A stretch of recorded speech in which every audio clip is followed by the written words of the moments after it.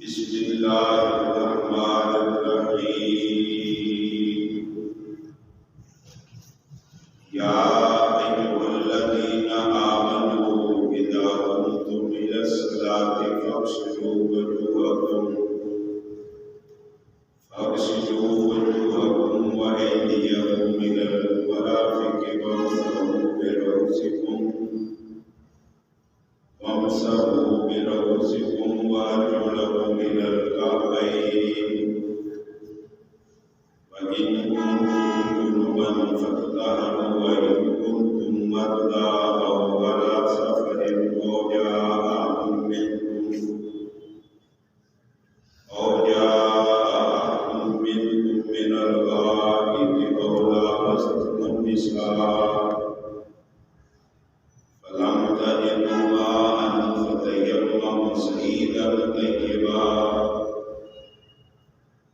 فتيمموا صعيدا طيبا فامسحوا بوجوهكم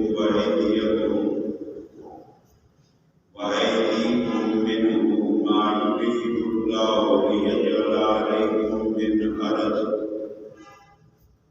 ولكن يريد ليطهركم وليتم نعمته عليكم لعلكم تشكرون.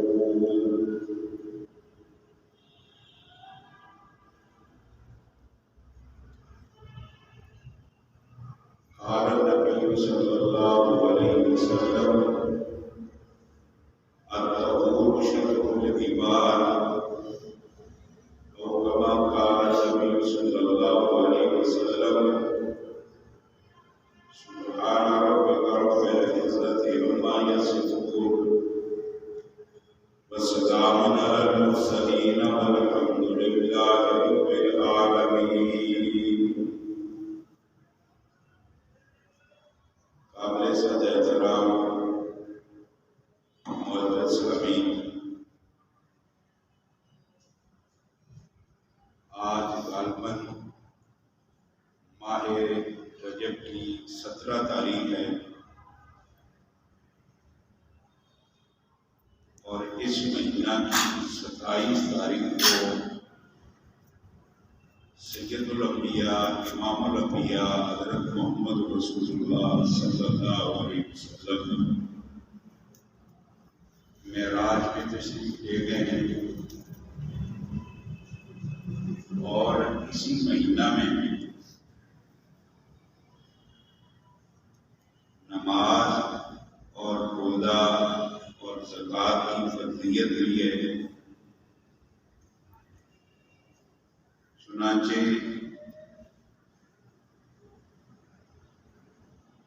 اپنی روٹین اور عبادت کے مطابق ماہ رجب کی مناسبت سے آج میں نماز کے متعلق جو لوازمات ہیں وہ بیان کروں گا اور آئندہ جمعہ اگر زندگی رہی تو نماز کے بارے میں گزارش کروں گا. آج جو میں نے آیت کریمہ پڑھی ہے یہ 6واں پارہ سورہ مائدہ آیت نمبر 5 سے لے کر 6 تک، یعنی ایک آیت پڑھی ہے آپ کے سامنے. اس کا پہلے ترجمہ اور پھر ایک سید الانبیاء کا فرمان پڑھا ہے اس کا بھی ترجمہ آپ سے گزارش کروں گا. یا ایھا الذین آمنوا، اے ایمان والو، اذا قمتم الی الصلاۃ، اے اردتم الی الصلاۃ، یعنی اس وقت تم ارادہ کرو نماز کا. فاغسلوا، پس دھوؤ، وجوہکم، اپنے چہروں کو، وایدیکم، اور اپنے ہاتھوں کو، الی المرافق، کونیوں تک. वमसहू बिरुऊसिकुम, और मसा करो अपने सरों का, वअर्जुलकुम इलल काबैन, और धोवो अपने पाँव को टखने तक। वइन कुंतुम जुनुबन फत्ताहरू, और अगर तुम जुनबी हो यानी तुम्हारे ऊपर गुस्ल फर्ज हो, फत्ताहरू तो सारा बदन पाक करो। वइन कुंतुम मर्दा औ अला सफरिन, और अगर हो तुम बीमार या सफर पर, औ जा अहदुम मिनल गायब, औ जा अहदुम मिनकुम मिनल गायब, या आए कोई तुम में से गदाए हाजत करके, या अपनी बीवियों से सोबत करके, फलम तजिदू माअन, और पानी न मिले, फतयम्ममू सईदन, तो तयम्मम करो पाक मिट्टी से, फमसहू बिवजूहिकुम, और मसा कर लो अपने चेहरों और अपने बालों का। इससे नहीं चाहता अल्लाह ताला कि रखे तुम पर कुछ तंगी, वलकिन युरीदु लियुताहिरकुम,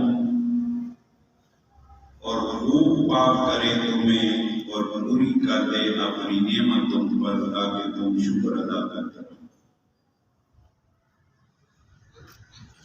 जो मैंने पढ़ी है, अत्तहूरु शत्रुल ईमान, पाकी ईमान का हिस्सा है। उम्मीद है आप तर्जुमा समझ गए होंगे।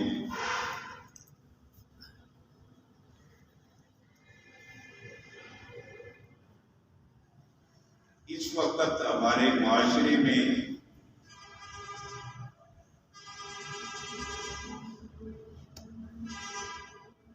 सीधे होके बैठो, शरारत नहीं करनी।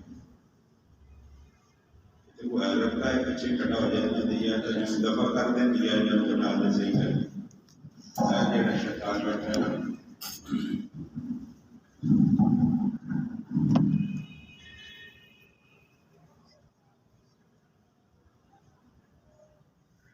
बंद करता बात। हमारे मुआशरे में औरत, मर्द यानी लड़की या लड़का, उसकी कानूनी एतबार से बलूगत की उम्र 18 साल है,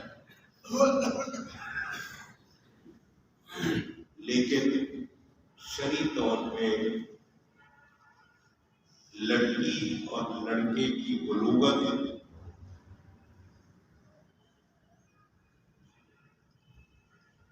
लड़के की बलूगत मूंछों का आ जाना या बगलों के बालों का या पिंडलियों के बालों का जाहिर होना। इसी तरह लड़की का 3 सिफात हदीस में बयान किए गए हैं।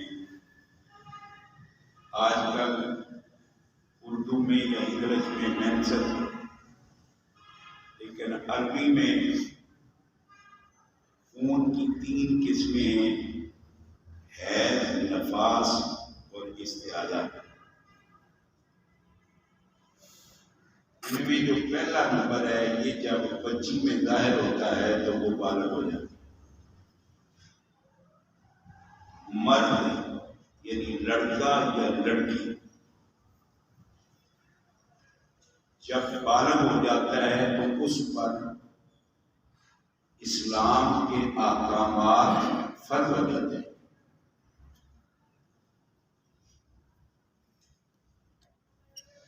अब अगर वो कलमा पढ़ लेता है तो मुसलमान करवाता है, और कलमा नहीं पढ़ता तो वो काफिर करवाता है, गैर मुस्लिम है। यहाँ पर अल्लाह रब्बुल इज्जत ने कलमा पढ़ने वाले मुसलमानों को मुखातिब किया है, اور مسلمان کی دو حالتیں ہیں. یہ میری بات آپ غور کریں گے تو پھر میری بات سمجھیں گے. اس کا ہم لوگ بڑے دیندار گھر بڑے ایک دھوکے میں مبتلا ہیں. بظاہر ہم بڑے دیندار ہیں لیکن ہم گھریلو اعتبار سے مسائل کے اعتبار سے زیرو ہیں. اور یہ مسئلے بڑے ضروری ہیں سمجھنے. آپ یقین جانیں کہ ہمارا پیارا نبی اتنا مہربان نبی ہے کہ جس طرح باپ اپنے بیٹے کو سمجھاتا ہے نا اور ماں اپنی بیٹی کی رہنمائی کرتی ہے، اس طرح ہمارے آقا نے اپنی امتیوں کو ایسے غریب مسائل، چھوٹے چھوٹے مسئلے اور اسی طرح خواتین کو یہ مسئلے بتائے. اور اس میں ہم لوگ بڑے دھوکے میں مبتلا ہیں. ہم تو پڑھ گئے نا ان مسائل میں یہ نہیں ہوتی تھی، یہ نہیں ہوتی تھی، یہ پیچھے نہیں ہوتی تھی، یہ پیچھے نہیں ہوتی. پہلے نماز ٹھیک کر لیں گے. جب ہماری نماز ٹھیک ہو جائے گی تو پھر بات کی تحقیق کر لیں. پہلے نماز درست تو کر دی جائے. بالغ لڑکی اور بالغ لڑکے پر دو قسم کی عادت ہوتی ہے اور دونوں کو ہم لوگ بولتے ہیں پاکی، طہارت. طہارت کی دو قسمیں، ایک باطنی اور ایک ظاہری. باطنی طہارت یہ ہے کہ ہمارا عقیدہ اللہ کی ذات کے بارے میں کلیئر ہو. اللہ کی ذات اور اللہ کی صفات میں نبی سے لے کر ولی تک اور ولی سے صحابی اور پھر ادنا درجے کے مسلمان تک اللہ کے ذات و صفات میں نہ ولی کو شریک ٹھہرائے، نہ صحابی کو شریک ٹھہرائے، نہ نبی کو شریک ٹھہرائے. اللہ اپنی ذات اور صفات کے معاملے میں وحدہ لا شریک. جتنی عبادات ہیں وہ صرف اور صرف اللہ کے نام پر ہیں. سخاوت اللہ کے نام پر، عیادت اللہ کے نام پر، عبادت اللہ کے نام پر، روزہ اللہ کے نام پر، زکات اللہ کے نام پر، حج اللہ کے نام پر، نماز اللہ کے نام پر، سجدہ اللہ کے نام پر، اللہ کے علاوہ غیر کے نام پر. ثواب جس کو مرضی پہنچاؤ، نام اللہ کا. کیوں؟ انعامات دینے والا بھی اللہ ہے اور جب ان کی سخاوت کی باری آئے تو اسی اللہ کے نام پر. یہ بات میری آپ کو سمجھ آ رہی ہے کہ نہیں آ رہی؟ نیند آ رہی ہے آپ ذرا؟ آنکھیں بند ہو گئی تو پھر میری بھی بند ہو جائے گی. اگر ہماری قولی، فعلی، بدنی، مالی جتنی عبادات ہیں یہ خالصتاً کس کے لیے؟ یہ باطنی پاکی. اگر ہمارا اللہ کے بارے میں عقیدہ کلیئر نہیں، اگر ہم یہ کہتے ہیں کہ اللہ بھی ہے اور یہ اللہ کے پیارے بھی ہیں، ہماری یہ بھی بگڑی سنوار دیتے ہیں اور وہ بھی بگڑی، تو پھر مشرکین مکہ اور ہمارے اندر کوئی فرق نہیں. ہم صرف عقیدہ اللہ کی ذات کے بارے میں یہ رکھیں کہ ہماری بگڑی بگاڑ سنوارنے والا صرف اور صرف کون ہے؟ اللہ۔ اللہ کے سوا ہماری بگڑی سوار کوئی نہیں۔ یہ اندرونی پاکی، اور دوسری پاکی ہے، طہارت ہے بیرونی۔ وہ باہر کی پاکی جو ہے، ایک اس کا لفظ یہ ہے طہارت، اور ایک اس کی ضد ہے نجاست۔ یعنی نجاست پلیتی کو کہتے ہیں، ناپاکی کو کہتے ہیں، اور طہارت پاکی کو کہتے ہیں۔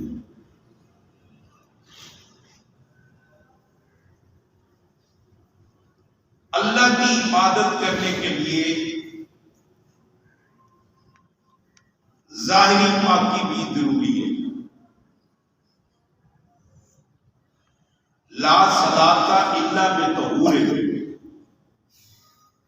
نماز نہیں ہوتی مگر باوضو طریقے سے۔ اگر بندے کا وضو نہیں ہے تو نماز نہیں ہے۔ اگر نماز نہیں ہے تو بندے کی بخشش نہیں ہے۔ الصلاۃ مفتاح الجنہ، جنت کی چابی نماز ہے، اور نماز کی چابی وضو ہے۔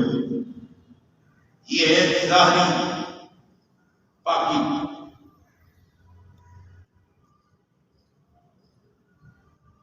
اور میں نے جس طرح پہلے عرض کیا نجاست،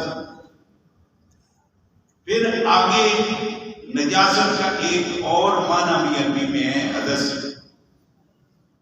حدث کہتے ہیں ناپاکی کو۔ ایک حدث اصغر ہے اور ایک حدث اکبر ہے۔ وضو کا ٹوٹ جانا یہ حدث اصغر ہے، غسل کا فرض ہو جانا یہ حدث اکبر ہے۔ آپ نے اور میں نے وضو کے لیے پہلے نیت کرنی ہے، اور وضو میں اللہ رب العزت نے قرآن مجید سورہ مائدہ 5ویں آیت 6 پارہ، یہ اپنے گھروں میں جا کر اس کو کھولو پڑھو، 6 پارہ ہے، سورہ مائدہ ہے، 5ویں آیت ہے سورہ مائدہ ہے۔ اس میں اللہ رب العزت نے ایمان والوں کو مخاطب کر کے کہا ہے،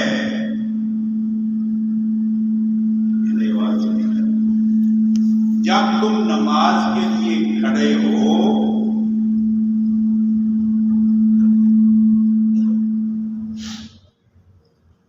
تو کیا کرو؟ 4 چیزیں تمہارے اوپر فرض ہیں۔ گویا یوں مختصر کر لو کہ فرض میں وضو میں 4 فرض ہیں۔ وضو میں کتنے فرض ہیں؟ 4۔ اور 4 فرضوں میں سے اگر ایک بھی رہ گیا تو وضو نہیں ہوگا۔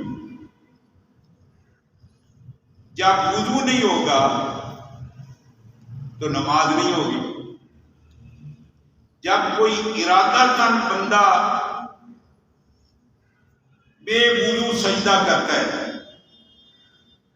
یا نماز پڑھتا ہے ارادہ تن، تو وہ بندہ ایمان سے خارج ہو جاتا ہے، اس کا نکاح ٹوٹ جاتا ہے۔ بعض علماء نے لکھا ہے، ان میں سے ایک بہت بڑے محقق 1600 کتاب کے مصنف مولانا سرفراز صاحب نے بھی لکھا ہے اپنی تفسیر میں کہ اگر بندہ یا عورت بے وضو نماز پڑھتی ہے یا پڑھتا ہے تو اس کا نکاح ٹوٹ جاتا ہے۔ اور ہمارے مسلمانوں کی حالت آج کل یہ ہے کہ پہلی رات ہی نکاح ہمارا ٹوٹا ہوتا ہے۔ یہ آپ نے غصہ نہیں کرنا، ذرا بریک نظر سے سوچنا ہے کہ کیوں ٹوٹتا ہے۔ نکاح بنتا ہی نہیں۔ اب اکثر پڑھے لکھے لوگوں کا بھی، میں آگے چل کر آپ کو بتاؤں گا۔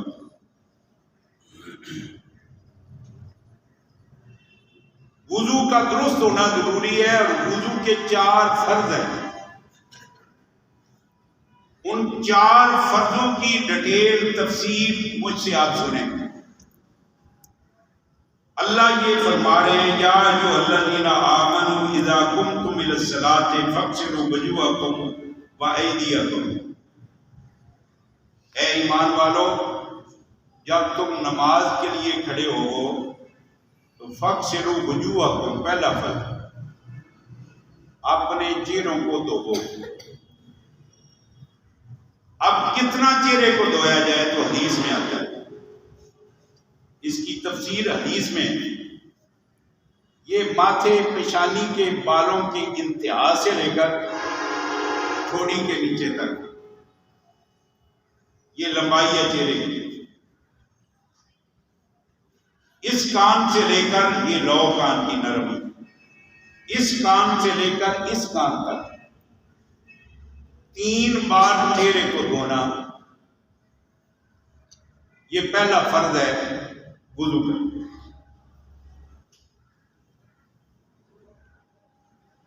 وَأَيْدِيَكُمْ، اور دوسرا فرض ہے اپنے ہاتھوں کو دھونا، کہاں تک؟ اِلَى الْمَرَافِقِ، کونیوں تک۔ یہ کونی کی ہڈی جو ہے یہ دھونے میں شامل ہے۔ اگر اتنے حصے میں اگر ایک بال بھی خشک رہ گیا تو وضو نہیں ہوتا۔ وَامْسَحُوا بِرُؤُوسِكُمْ، اپنے سر کا مسح کرو۔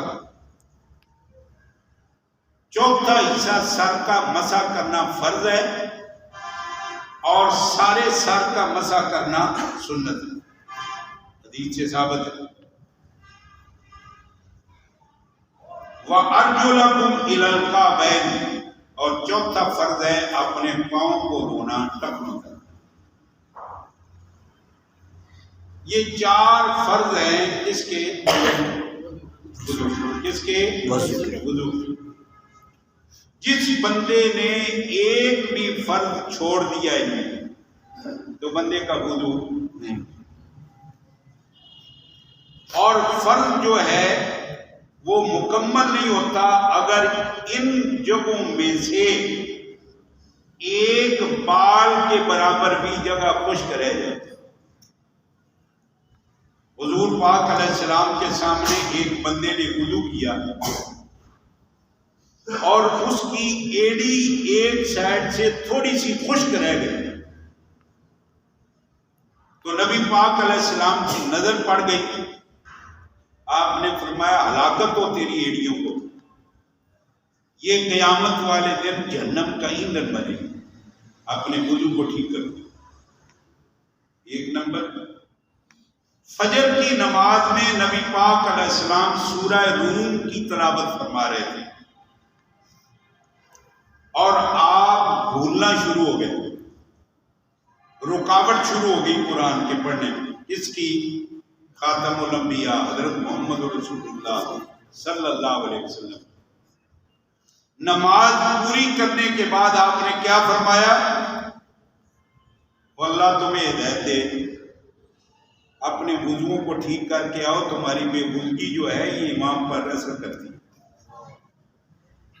مقتدی کا پوری طرح طہارت حاصل نہ کرنا یہ امام کے ذہن پہ اثر انداز ہوتی ہے، نماز میں فرق آتا ہے۔ اس لیے نماز کے لیے وضو درست ہونا انتہائی ضروری ہے۔ اب میں پہلے ایک بات کہہ چکا ہوں کہ پہلی رات ہی مسلمان جب اپنی شادی کر کے آتا ہے تو اس کا نکاح ٹوٹا ہوتا، اور پھر اس میں بلا استثناء ہماری ماؤں کے برابر بعض خواتین، ہماری بیٹیوں کے برابر بعض بچیاں، بعض نوجوان خواتین آج کل یہ ناخن پر جو پالش کرتی ہے، اور کوئی دلہن ایسی نہیں، بھویں کو مولوی ہوئے، بھویں کو غیر مولوی ہوئے، بھویں کو پیر ہوئے، بھویں کو تاجر ہوئے، بھویں چودھری ہوئے، بھویں غیر چودھری ہوئے، جب دلہن آتی ہے تو دلہن کی یہ پالش ضرور ہوتی ہے۔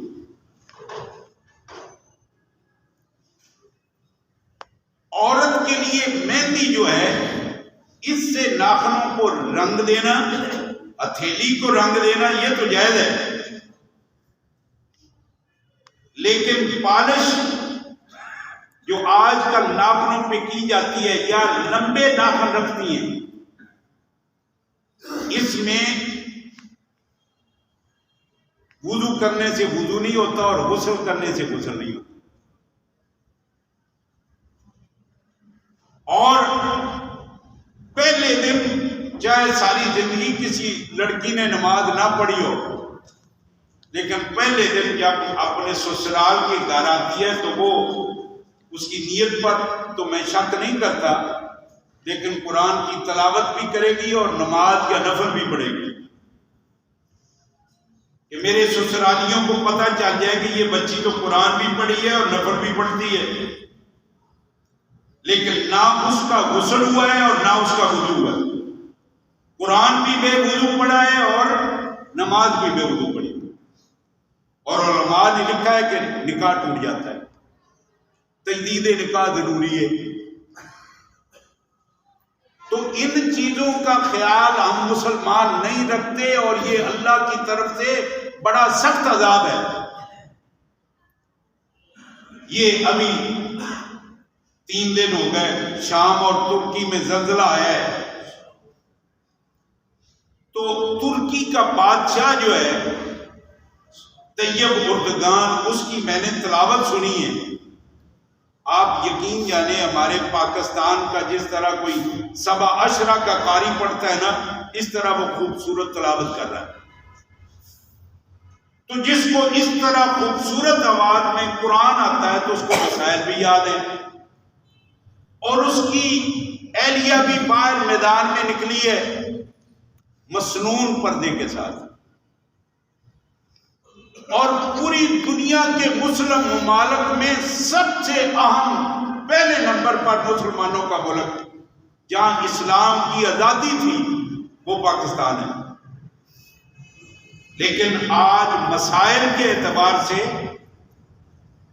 عمل کے اعتبار سے مسلمان بہت پیچھے جا رہا ہے۔ ہماری بیٹیاں، ہماری بہنیں، ہماری مائیں، ہمارے گھر والے، ہم خود بے عملی کا شکار ہیں۔ وضو ایک ایسی عبادت ہے جس کی درستگی انتہائی ضروری ہے، اور سب سے بہترین عمل وضو کا یہ ہے کہ جب آپ اور میں مسجد کی طرف جائیں تو اپنے گھر سے وضو کر کے نکلیں۔ جتنے قدم میں اور آپ مسجد کی طرف باوضو ہو کر اٹھائیں گے، اتنے قدموں پر ہمارے نامہ اعمال میں نیکیاں لکھی جائیں گی اور ہمارے گناہ معاف کر دیے جائیں گے۔ جب بندہ اپنے ہاتھ دھوتا ہے تو ہاتھ کے صغیرہ گناہ معاف ہو جاتے ہیں، جب چہرہ دھوتا ہے تو آنکھوں سمیت آنکھ کے، ناک کے، دماغ کے کوئی گناہ صغیرہ باقی نہیں رہتے، جب پاؤں دھوتا ہے تو برائی کی طرف اٹھنے والے گناہ جو ہیں وہ بھی اللہ صاف کر دیتا ہے۔ تو جب مسجد کی طرف چلتے ہیں تو دامن میں کوئی گناہ باقی نہیں رہتا، وہ نفع کے، جتنے قدم اٹھائیں گے وہ نفع کی طرف جائیں گے۔ اور نبی پاک علیہ الصلوۃ والسلام کے دور میں بعض صحابہ مسجد سے دور مکان لیتے تھے کہ ہم وضو گھر سے کر کے نکلیں گے، قدم زیادہ چلیں گے، اتنی نیکی ہمیں زیادہ ملے گی۔ اب وضو جو ہے، وضو ایک ایسی عبادت ہے نبی پاک علیہ الصلوۃ والسلام نے فرمایا قیامت کے روز پوری دنیا جب سے بنی ہے اور دنیا کی انتہا ہو گئی، ساری انسانیت اکٹھی ہو کر حضرت آدم کے پاس جائیں گے سفارش کے لیے کہ ہماری سفارش کیجیے اللہ کے سامنے۔ اپنے برائیوں کی وجہ سے کوئی ٹخنوں تک پسینے میں ڈوبا ہوگا، کوئی گھٹنوں تک، کوئی کمر تک، کوئی گردن تک، کوئی غوطے لے رہا ہوگا، پوری انسانیت پریشان ہوگی۔ حضرت آدم کے پاس جائیں گے، حضرت آدم کہیں گے نہ، میرے اندر اتنا مقام نہیں ہے کہ میں اللہ کے سامنے تم لوگوں کی سفارش کروں، اس لیے کہ مجھے اللہ نے جنت سے نکال دیا تھا دانا کھانے پر، اور میں نے اللہ سے دعا مانگی تھی، نہ آپ یاد رکھتے ہیں وہ دعا اور نہ گھر والوں کو بتاتے ہیں۔ سمندروں کی جھاگ کے برابر بھی گناہ ہو جائیں، اگر بندہ یہ دعا 3 مرتبہ تہجد کے وقت پڑھ لے تو خدا تعالیٰ سارے گناہ معاف فرما دے۔ اور وہ دعا کیا ہے؟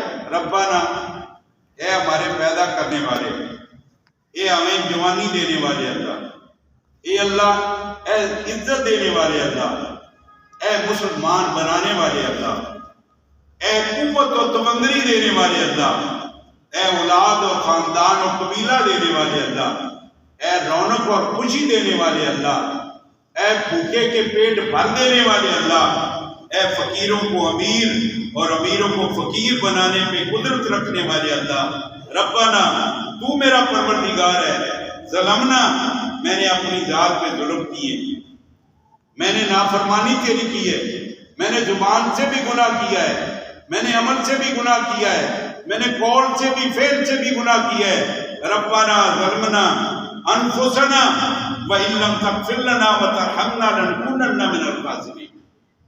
حضرت آدم نے کہا میاں میں تو معافی مانگ کے نکلا ہوں، میں تمہاری سفارش نہیں کر سکتا۔ مایوس ہو کے پوری انسانیت آ جائے گی حضرت ثانی آدم حضرت نوح پیغمبر پر، جس نے 950 سال امت کے پتھر کھائے، امت کے دھکے کھائے اور امت کو سمجھانے میں لگے رہے 950 سال۔ اور جب اللہ کا غصہ نازل ہوا نا تو اللہ سے کہہ بیٹھے یا اللہ اے تے میرا پتر ہے، انہوں بھی ڈبوندا پہ اینوں تو بچا دے۔ اللہ نے کی فرمایا، کئی بار میرے کو سن چکے ہو، لیسا من آلہ، یہ تیرے وچوں ہے ہی نہیں، کیونکہ تیرے والے عمل نہیں مننے ہی نہیں۔ اگر نبی دا پتر نبی دے سامنے غرق ہو رہے ہیں نا کہ نبی اپنے پتر نو نہیں بچا سکیا، اج اسی جڑے دھوکے چ پے ہیں نا کہ ساڈا فلانا سانو بچا لے گا، سانو فلانا بچا لے گا، اگر نبی پتر نو نہیں بچا سکیا کہ اج دوڑ ڈنگر تواڈے کولوں لے کے شرینیاں لے کے تواڈی بخشش کوئی نہیں جی کرا سکدے۔ سیدہ فاطمہ تو بڑی کوئی طاہرہ عورت کوئی نہیں۔ سیدہ فاطمہ نبی پاک دی چھوٹی صاحبزادی جدوں قیامت والے دن جائے گی نا جنت میں تو اللہ نبیوں کو کہے گا اپنی نظروں کو جھکا لو، محمد کی بیٹی جا رہی ہے، جنت میں جا رہی ہے۔ اور نبی پاک نے اپنی صاحبزادی کو کیا کہا؟ میری بیٹی یہ نہ فخر کرنا کہ میں محمد کی بیٹی ہوں، اپنے عملوں کا خیال کرنا، کہیں دھوکے نہ پڑنا مسلمان بھائیوں۔ یہ بخشش کا ذریعہ اللہ کا قرآن آپ کی رہنمائی کر رہا ہے، پڑھو اس قرآن کو، مانگو رب سے معافیاں اپنے گناہوں کی، ورنہ اللہ قادر ہے ترکی کی طرح زمین کو یوں 1 منٹ میں کر دے۔ لاکھوں ٹن سریے سے بنی ہوئی 10 منزلیں نیست و نابود کر دے، وہ اللہ یہ طاقت رکھتا ہے، کوئی بچانے والا۔ حضرت نوح پیغمبر کے پاس پوری انسانیت آئی، نوح تو ہی بچا دے۔ کہا میاں اللہ کے سامنے میں نے اپنے بچے کی سفارش کی تھی تو اللہ نے ناراضگی کا اظہار کیا۔ پھر پوری دنیا کٹھی ہو کر ابراہیم علیہ السلام کے پاس آئے گی، خلیل اللہ، تو اللہ دا خلیل ہے، اللہ دا محبوب ہے، جنہیں اللہ واسطے ماں نو چھڈیا، اللہ واسطے باپ نو چھڈیا، اللہ دے نام تے برادری نو چھڈیا، اللہ دے نام تے سارے علاقے نو چھڈیا، گھروں بے گھر ہو گیا، برادریوں بے برادری ہو گیا، وطنوں بے وطن ہو گیا، اور آخر آگ دے وچ چلا گئے، تے آگ چوں سزاواں چل کے باہر چل، پھر اللہ دے نام تے اکلوتا پتر بھی ذبح کروا تے تیار ہو گئے، تو ہی اللہ نو آگ، تیری سفارش اللہ مان لے گا۔ حضرت ابراہیم نے کہا یہ بھی جرت میرے چ یہ جرت کیوں؟ اس واسطے کہ میں اللہ کو اپنے ابے دی بخشش دی استدا کی سی کہ اللہ نے مینوں تھوڑا جہا حالات تھا کہ نہ، اسی ترتیب کے ساتھ حضرت عیسیٰ تک آئیں گے سارے انسان، کوئی بھی جرت نہیں کرے گا۔ واہ میرا پیغمبر، ہم کتنے خوش نصیب ہو مسلمانوں کہ جس کو آقا انعامدار جیسا نبی ملا، اور یہ خیر الامت ملی، اور ہم اس خیر الامت کے ایک فرد ہیں، پھر بھی در در دھکے لیتے پھرتے ہیں۔ جب پوری انسانیت جائے گی نا خاتم الانبیاء کے پاس، تو خاتم الانبیاء کیا فرمائیں گے؟ ہاں میں وہ اللہ کا محبوب نبی ہوں جس کی پوری نبوت کے دور میں ایک بھی اللہ کی بارے میں کوتاہی بھی نہیں ہوئی، ایک آنکھ کی پلک جھپکنے کے برابر بھی مجھ سے وہ عمل نہیں ہوا کہ اللہ نے مجھ پہ ناراضگی کا اظہار کیا۔ میں یہ اللہ نے مجھے ہمت دی ہے کہ میں اللہ کے حضور جا کر اصلاح امت کے لیے کرتا ہوں۔ اللہ ایک حد کھینچ دے گا، اس حد کے پار آقا انعامدار قدم اٹھائیں گے اور اندر جا کر سجدے میں پڑ جائیں گے۔ اللہ خود فرمائیں گے، نبی پاک میں فرماتے ہیں کہ مجھے وہ لفظ یاد نہیں جو اس وقت اللہ میرے ذہن میں ڈالے گا، میں وہ لفظ پڑھوں گا، اللہ خود بولے گا ارفع راسک یا محمد صلی اللہ علیہ وسلم سل توتا، اے میرے محبوب پیغمبر اپنے سر کو اٹھائیے، سوال کیجئے، پورا کر دوں گا۔ نبی پاک علیہ السلام سر اٹھائیں گے اور اپنی امت کی طرف اشارہ کریں گے، یا اللہ امت کو معاف فرما دے، یا اللہ میری امت کو معاف کر دے، میری امت کا ایک ایک فرد میں جنت میں داخل کر دے، کوئی جہنم میں جانے والا نہ بنے۔ صحابہ نے عرض کیا یا رسول اللہ صلی اللہ علیہ وسلم، ہمارے ماں باپ آپ پر قربان ہوں، اتنے اربع انسان ہوں گے، تو آپ اتنی بڑی انسانیت کو اپنی امت کے لوگوں کو کیسے پہچانیں گے کہ یہ میری امت ہے؟ تو نبی پاک نے فرمایا میں اپنی امت کو ایسے پہچانوں گا جس طرح چت قبر گھوڑا عام گھوڑوں میں پہچانا جاتا ہے، اس طرح میں اپنی امت کو پہچانوں گا۔ عرض کیے یا رسول اللہ وہ کیسے ہوگا؟ فرمایا میری امت باقی امتوں سے انفرادیت رکھے گی۔ وہ کیسے میرے اللہ؟ ان کی ادائے وضو 14ویں رات کی طرح چمکیں گے۔ کیا چمکیں گے؟ ادائے وضو۔ اور وضو میں کتنے فرض میں نے بتائے ہیں؟ 4۔ بولو 4۔ ان چاروں کو پوری طرح دھونا ہے۔ اگر بچی ہے تو اس کے ناخن نہ تو لمبے ہوں، نہ ان کے اوپر پالش ہو، نہ بالوں میں ایسا کوئی مٹیریل لگا ہوا ہو کہ بالوں کی جڑوں تک پانی نہ گیا ہو۔ حضرت علی شیر خدا رضی اللہ تعالیٰ عنہ کی زلفیں کندھوں تک تھیں۔ فضائل علی میں پوری کی پوری ہسٹری ان کی پڑھیے، لیکن حضرت علی کے جسم پر پورے بال تھے اور سر کے بال زلف کندھوں تک رکھے ہوئے تھے۔ حضور پاک نے فرمایا ہر جڑ بال کی میں نجاست ہے۔ حضرت علی نے اپنے سر پہ اس طرح کرا دیا۔ جب لوگوں میں آئے تو انہوں نے کہا علی اتنے بال آپ نے صاف کروا دیے؟ شیر خدا نے جواب دیا میرے آقا نے جو کہہ دیا کہ بالوں کی جڑ میں نجس ہے، اگر کوئی خشک رہ گیا تو وضو نہیں ہوتا، اگر خشک رہ گیا تو غسل نہیں ہوتا. اس لیے میں اپنے بالوں کو منڈوا رہا ہوں. لہذا یہ 4 فرض وضو کے یہ بچے بھی کلیئر کریں, بچے بھی صاف ستھرا ہو کر ان اعضاء کو دھوئیں.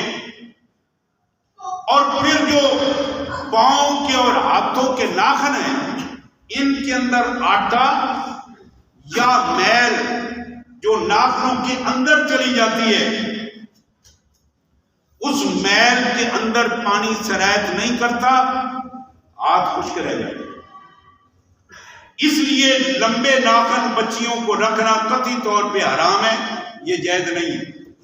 اس میڈیا نے اپنے اندر جو یہ روزانہ وائرل ہوتی ہیں, وہ جتنی بازاری عورتیں وہ اپنے ناخن دکھاتی ہیں, ان کو دیکھ دیکھ کر ہماری بچیاں بھی اسی طرح اسی نقالی میں فیشن کرتی ہیں, جس سے وضو یا غسل نہیں ہوتا.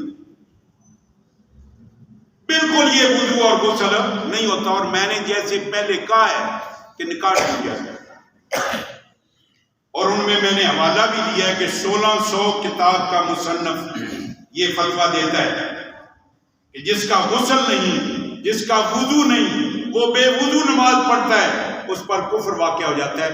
اور قرآن میں بھی یہ ہے, سورہ وَيْلٌ لِّلْمُصَلِّينَ الَّذِينَ هُمْ عَنْ صَلَاتِهِمْ سَاهُونَ.